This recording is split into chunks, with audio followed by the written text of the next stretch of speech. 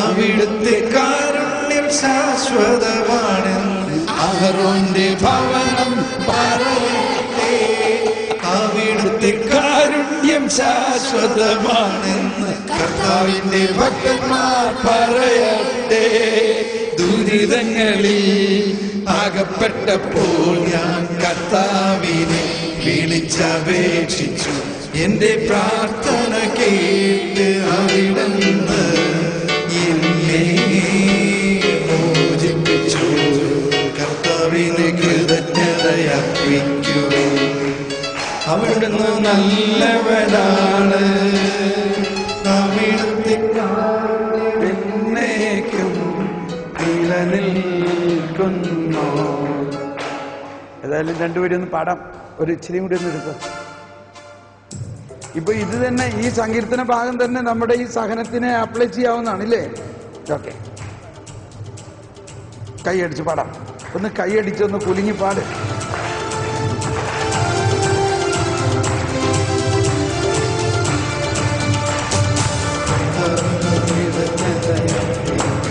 Exercise.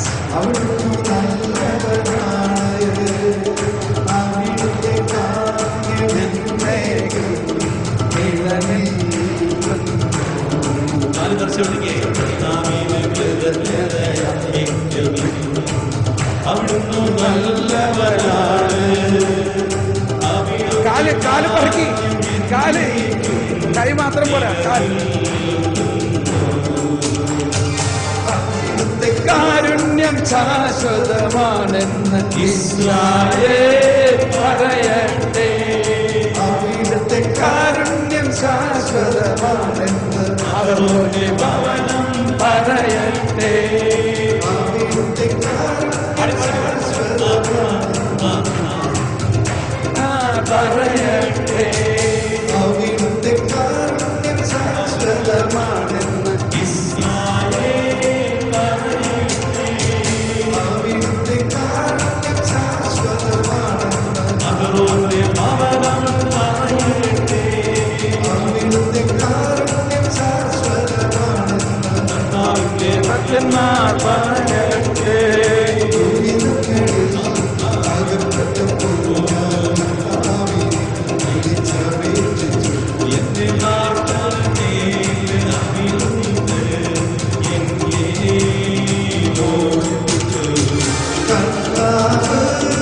എന്റെ വശത്തുണ്ട്, ഞാൻ ഭയപ്പെടുകയില്ല. എന്റെ വശത്തുണ്ട്, ഞാൻ ഭയപ്പെടുകയില്ല. മനുഷ്യന് എന്നോട് എന്ത് ചെയ്യാൻ കഴിയും? എന്നെ സഹായിക്കാൻ കർത്താവ് എന്റെ പക്ഷത്തുണ്ട്. ഞാൻ എന്റെ ശത്രുക്കളുടെ മരണം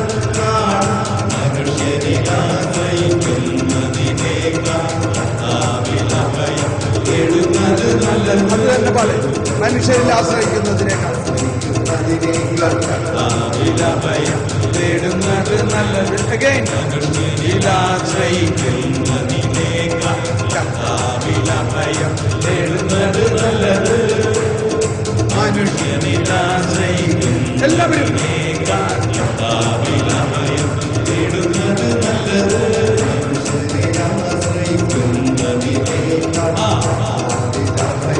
തേടുന്നത് നല്ലത്.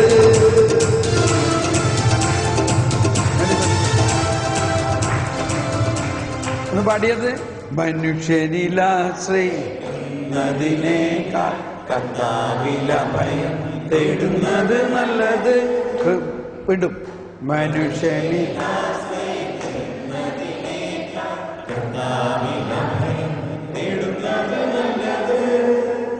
കാര്യം മനസ്സിലായല്ലോ? കാര്യം മനസ്സിലായോ? അതാണ് ഇത്. ഭയങ്കര ഒരു പ്രിൻസിപ്പിളാണ്. നമ്മൾ വിചാരിക്കുന്നത് നമ്മൾ പലരെയും അങ്ങ് ആശ്രയിച്ചു പോവുകയാണ്.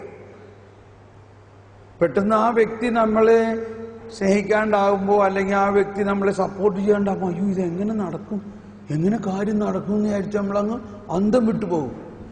പക്ഷേ അത് നമ്മളെ കർത്താവിലെ ആശ്രയം പഠിപ്പിക്കാൻ വേണ്ടി കൂടിയാണ്.